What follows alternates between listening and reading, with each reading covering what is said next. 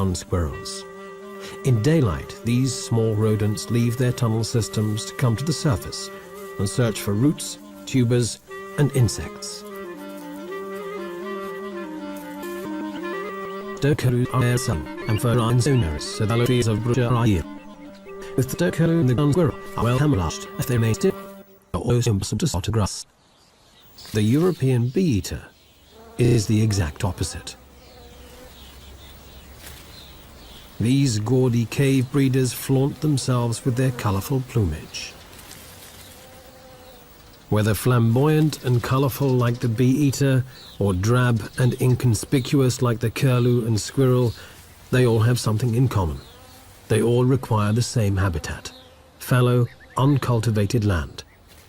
Bee-eaters dig their nests into vertical cliff faces, but now so many riverbanks are reinforced, the birds must use gravel pits or abandoned agricultural land instead. But it's no great loss, since the bees and wasps the birds catch in flight are found all over the place.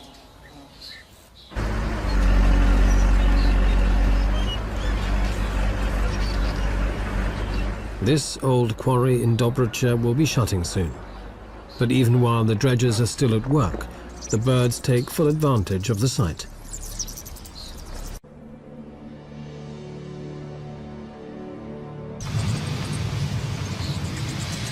And this year they are joined by thousands of rosy starlings, which suddenly appear and also move into the quarry. This is fairly unusual, for rosy starlings come from India. They spend the winter on the subcontinent, then in summer they normally migrate to the Mongolian and Kazakh steppes. But this year, some traveled west, probably following insect swarms until they ended up in the Balkans, in this stone quarry in Dobrucha.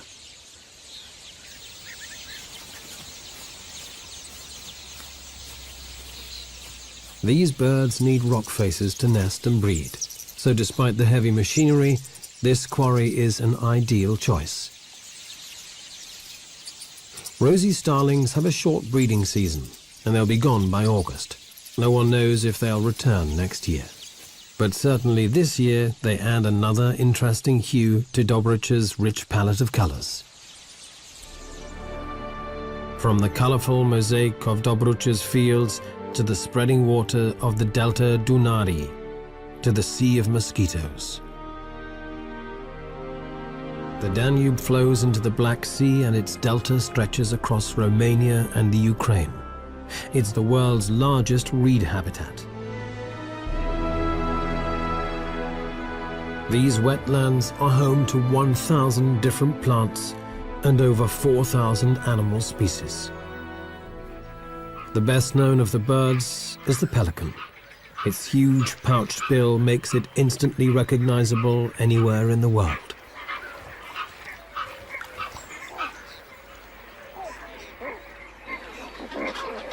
Hidden amidst this maze of water channels with their forests and reed beds are enormous breeding colonies of pelicans, some containing hundreds of pairs. Two pelican species are found in the delta, the Dalmatian pelican and these white pelicans. Every summer, 4,000 breeding pairs fly north from Africa to this delta region.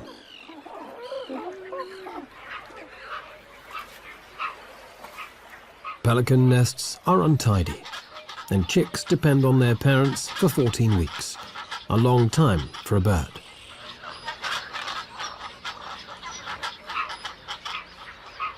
These nesting colonies in the center of the delta are virtually inaccessible and strictly protected.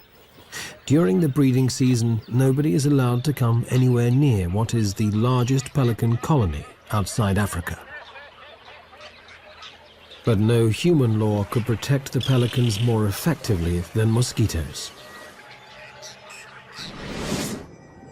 Everything in nature has a reason, and the mosquitoes are a key element in the delta's ecosystem. They are the base of the food chain. Everything ultimately depends on them.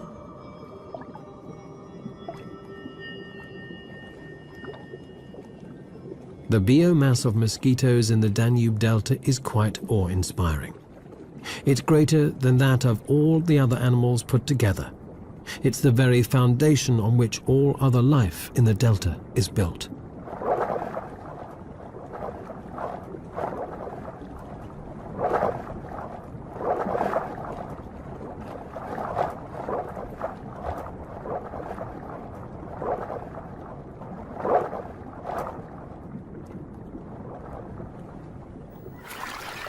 The Danube may well be Europe's most famous bird paradise, and Aleš Toman, a biologist, has spent more than 12 years here, but he's not looking for birds. He's been up and down the river system countless times in pursuit of a ghost, an animal rarer than almost any other in this huge waterlogged wilderness. Finding it is never easy, especially when there is water on all sides.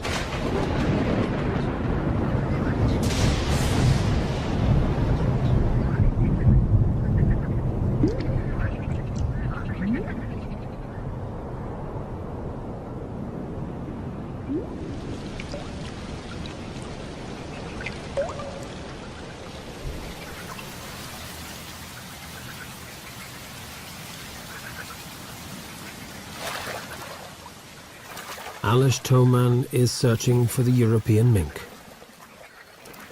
a shy and cryptic animal belonging to the marten family. The species was pushed to the edge of extinction when some of the larger and imported American minks escaped from fur farms and established wild populations. The native European minks were outcompeted, and the Danube Delta may well be their last refuge. In the summer months, when there is no shortage of food, the European minks occasionally venture out, but then only at night.